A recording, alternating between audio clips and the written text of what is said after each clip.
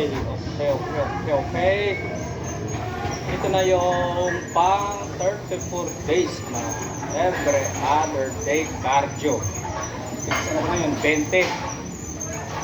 8 weeks out na lang. Ilan ba yun? 8 weeks. 8 weeks, 60 days. Isang buwang cardio pa. Basta walang tawag ito, walang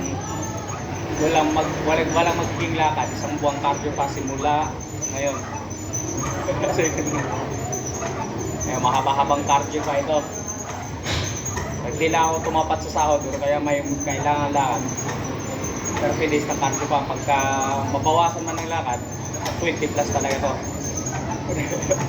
Wala naman akong ibang naisip na sasabihin. Basta magnawa lang ako na magnawa rito. Ayan. Medyo maaga-aga tayo ngayon, kaya mahaba-haba yung cardio natin. Last 23. Ba? Sa mga kaya talaga malabong mata kasi hindi makuha sa isang tingin eh. Alas 3:23, kaya kailangan natin katawin na maaga-aga para makauwi rin na maaga. Hindi, at target ito alas 5 para sabi nga nila mas mahabang cardio, mas madaming calories na i-burn. Problema na nito, pagka umuwi, mas marami din kakainin. Joke lang. Wala nang cheat meal, wala na ganong cheat meal ngayon. Kaya ko nang yung talaga, tiisin yung cheat meal. So, pwede nating sabihin itong maganda-ganda yung pagkat ko ngayon. Kaya medyo bawas yung cravings. Kaya sabi ng mga eksperto, pagka ganun daw, medyo okay yung nutrition. pag di magiging balance daw yung nutrition mo, doon ka magkaroon ng maraming cravings. Kasi yung katawan mo magdidemand yan eh. Kung ano yung kulang, yun yung hahanapin ng katawan mo. Kaya yun yung sabi nila, kung ano yung hinahanap ng katawan mo, yun yung kulang. Ngayon hindi ako ganong nagdusa sa cravings. Nung una ko kasing preparation, kauna-unahan talaga yun grabe yung cravings ko doon. Lalo na sa maaalat. Kasi low sodium yung doon. Time na yun, hindi ako gumagamit ng asin. Kaya kahit yung dumadaan na yung nagtitinda ng balot, tulog talaga laway ko. Kasi pag yung mga nagtitinda ng balot, may dala yung chicharon tsaka mani. Alam mo naman yung mani, talaga yun, maalat din yun eh. Pero ngayon medyo maganda, wala na yung ganung pakiramdam na talaga tutulo yung laway mo pag kahit pa di ka nakakita ng pagkain, basta makita mo lang yung nagtitinda ng alam mong may maalat doon sa mga tinitinda niya. Yun. Tapos hindi rin ako panisilip ng silip doon sa sari-sari store doon sa harap namin na may marami nakalampitin na chichirya. Ano ba? Pag pauwi ako galing gym, pauwi ako doon sa mapadaan ako ng mga nagtitinda ng mani. Talagang napakahirap. Minsan mapakain talaga ako. Yan yung chismis dun sa ating mga eksperto. Hindi balance yung nagiging nutrition ko noon. Maraming hinahanap yung katawan ko eh. Yung time na yun, hindi naman gaano sa matamis. Maalat lang talaga. Kasi yun na nga, ang diet ko noon, low sodium at halos tinanggal yung asin. Lahat ng mga kinakain mo lang asin. Kaya ganun yung nagiging problema. Ayun na nga, research natin, nanonood ng videos, mayroon namang mga ano na, hindi pala dapat talaga tanggalin yung sodium kasi ang katawan ng tao, tubig eh. Ang muscle ng tao, tubig. Muscle ng tao, tubig. Nangangailangan ng tubig. Kaya yun na yun. Kaya yun ginagamit natin yung approach ngayon. Tamang dami din ng sodium, hindi naman yung unlimited na tuwing kain, sagat-sagaran yung sodium paglagay. Malalaman natin to kung ano yung magiging resulta. Kung mas basa, yun yung problema. Hindi, tama yung hindi, sobra pa rin yung sodium pala, sobra. Pero pag mag-dry pa rin, ibig sabihin, goods. Ano kasi pagka gamitan mo kasi ng scientific approach, mayroon yung ano eh, may timbang-timbang ba? Ilang kilo ka, ganito dapat kadami yung sodium, ganito dapat, ganito ganyan, kaya para mag-balance. Eh tayo wala naman tayong scientific na yan. Hindi na natin kailangan mag-research. Ang importante dito, alam natin na kailangan sodium, kailangan na ganito, pero yung dami saka na yun. Saka na natin aralin yung next time. Yun na. Bawat katawan ng tao may iba't ibang response. Yung inaaral ko ngayon, yung sarili ko muna. Pakpalpak to, hindi pa talaga ito pwedeng i-apply sa iba. Yun yung kagandahan. Sarili mo lang yung aralin mo para mag-failure man, walang maninisi sa'yo. Pag nag-failure matik na yun, charge to experience. Pag mag-eksperimento ka sa ibang tao, pag nag-failure, pag masama talaga yung result, sira pa yung pangalan mo. Di kaya kung sarili mo lang, wala yun. Walang maninisi sa'yo. Kaya, no problemas, amigo. Ano pa ba? Wala na ako naisip ng sasabihin eh. Kaya pedal na lang muna ako ng pedal. Kaya hindi lang muna natin dagdagan yung bigat ng pedal kasi umpisa pa lang naman eh. 10 minuto pa lang ba? 15 minutes pa lang, warm up pa lang to.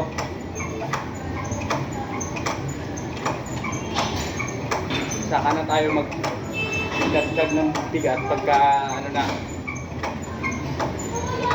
makalabas na yung pawis.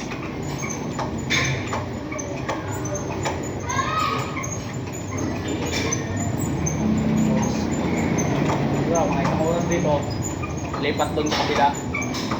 Yung cardio naman na may kasamang hatak-hatak, anong tawag nun? Sa ganun yun. Para magamit ko naman yung lats ko tsaka bicep. Para paraan tayo. Nagka-cardio ka na, nakapag-bicep ka na, nakapag-lats ka pa. Pag itaas mo rin yung angle, magagamit mo rin pati yung rear delt. Kaya yun nga lang, nakakapagod dun eh. Kaya ipahuli natin yun. Pagpa-uwi na, para pag nakaramdam na talaga ng pagod na gusto, uwian na. Kahit dati pa umabot sa target na oras, pwede na umuwi. Pagod na eh.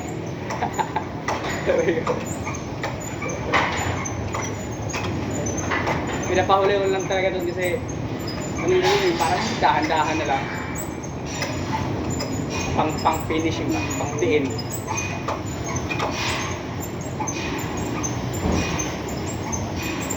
Dito, para mas continue, pas tuloy-tuloy yung padyak, dito na muna tayo. Tagal-tagal ko na dito sa gym, di ko matandaan pangalan dito. Basta bisikleta to.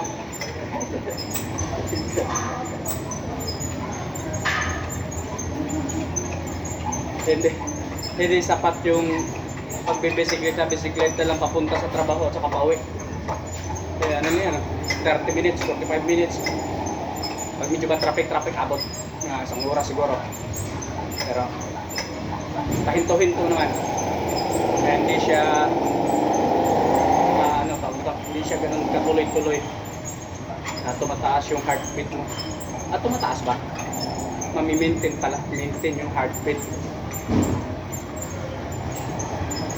So ayun na nga sa mga eksperto, hindi naman daw yung pawis natin yung nagtutunaw ng taba yung hininga natin daw hininga ba? Tama nga. Parang hindi ako sure doon di bali na. Pag naguluhan din kayo, i-google nyo na lang. Yun yung lagi kong sinasabi Yung sa amin na lang to, may halong chismis sa Google, yun. Mas matalino si Google sa amin Maraming eksperto dahil doon kay Google Basa na nabasa at Google, tapos kung yun naintindihan, i-flex kagad ang kinin na sarili niyang ganito ganyan,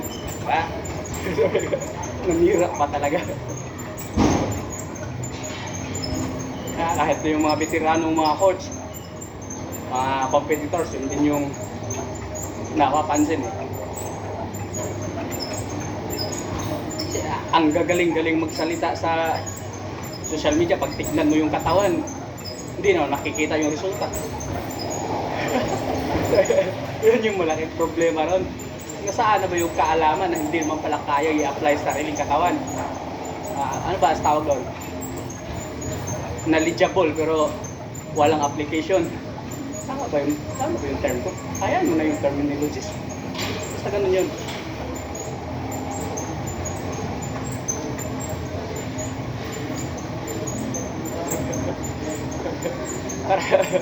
Maraming alam pero di kaya i-apply sa sarili. Anong magandang punto doon? Pangkwentuhan lang. Wala may pakitang resulta. Ay, buhay. Ganun yun. Hindi naman discredit yung kaalaman. Andun yun. Pero hindi ka mapapawaw pagka puro kaalaman lang, walang application. Yun din yung lagi namin pinagdidebatihan pagka nag-TikTok, laging tinatanong 11GO 11GO din. Lagi ko nga sinasabi yung GO number 8 na to sound or call the alarm in case of fire disorder.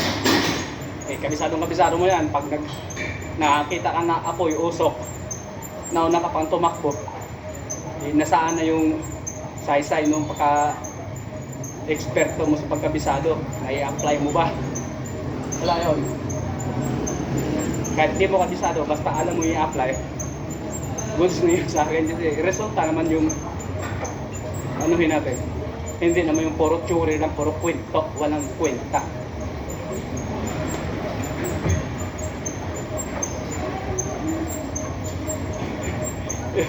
Yun yung pinagtatalunan namin lagi doon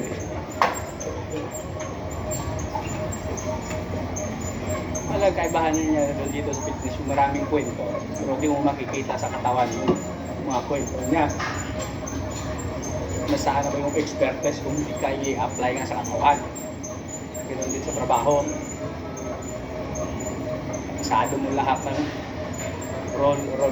role and regulation, ethics, conduct, o ano pa ba?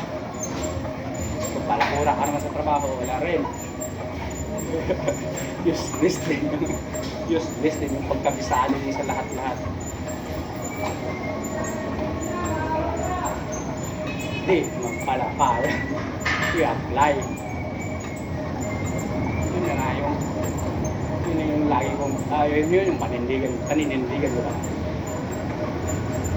Hindi na kailangan kapisaluhin mo, kailangan naisa puso mo para nasa isa puso para nasa isa isip para kaya mo i-apply anytime yung mga bagay na yun kahit di mo kabisado, di mo kayang i-memorize sabi nga bulok ka talaga. Kaya kayong Bigla. Huwag kayong ano.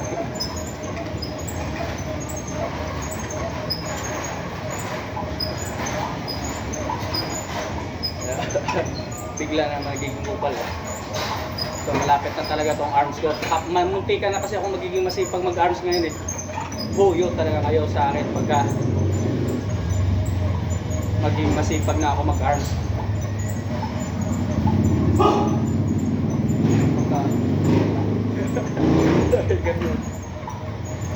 Pag nag-improve na pala yung arms ko tapos ano na, wala na talaga kayo mapintasan nito kasi di nyo naman mapintasan ko.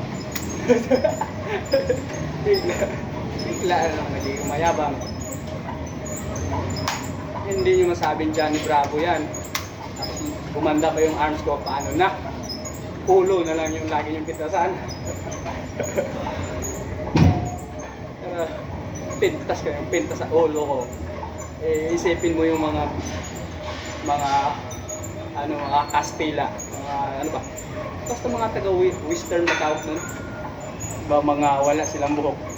Yun yung mga pinagmula ng mga ninuno ko eh. Biglang nagyabang. Yun nga lang. Yung pagmumukha nila, di ko namana. Yung ulo lang nila yung namana ko. Yun yung masaklap doon. O yung standard na height nila 6 footer, 6 flat pala. Yung height ko naman, kapiraso na gagasol. Gagasol. Ano? Dami ko na talagang pinagagawa. Wala lang talagang magawa. Para mayroon na ako, may post bukas. Ngayon. Kasi yun na, yung piniplace ko, di yung laman ng kwento ko, yung consistency lang naman. Kahit wala akong gagawin, basta paulit-ulit yung wala akong sasabihin na magagandang impormasyon. Basta na ipakita ko yung ginagawa ko araw-araw. Yun na yun. Yun yung pinaka-importante doon. Consistency, ha? Bigla. Yan, consistency, ha? Yun yung pinaka-importante doon. Huwag na kayong ano.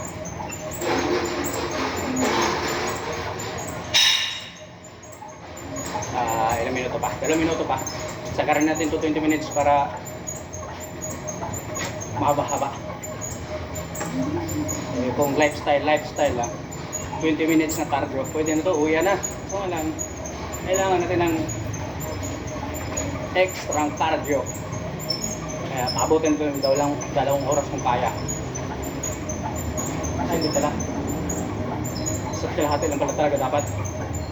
So mag-alas 5, lalagpas ng alas 5 pala pagka 2 oras ko. Alas 3:20 na ako dumating. Kaya, hindi pala pa, mag-overtime na ako. Bawal overtime. Sa panahon natin ngayon, bawal overtime. sa trabaho lang pwedeng mag-overtime pag dito wala ng overtime. Kasi pag mag-overtime mo nito, magsakripisyo yung ano mo, recovery. Malaking bagay na yung kalahating oras na tulog. Nasa duty nga ako eh, makakaidlip-idlip lang ng mga ilang minuto. Malaking bagay na kasi kaya ko na magbuhat dito pag uwi. Magbuhat para sa umaga.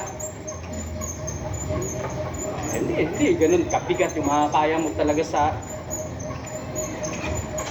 sapat yung tulog mo, nakakain na ng maayos, iba yung stamina, iba yung lakas.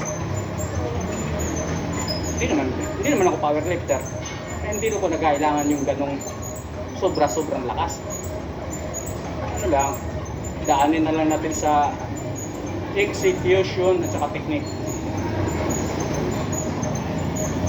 Ayaw na sa mga eksperto. Ang bodybuilding daw, hindi naman to pabigatan ng buhat. Magandahan ng execution, proper execution, ano ba? Proper technique, ano ba talaga? Basta lahat ng proper na para madaling kwentuhan.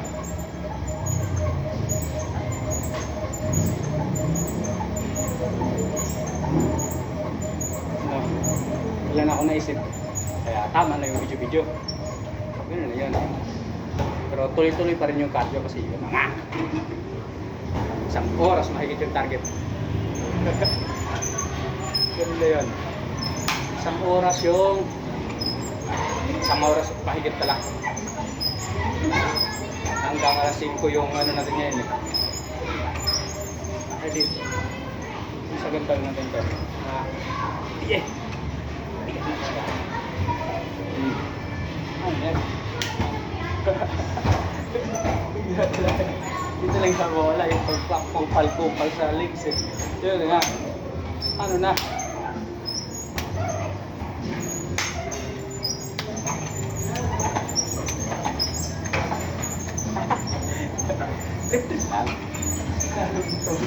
Wala naman itong kapararakan eh.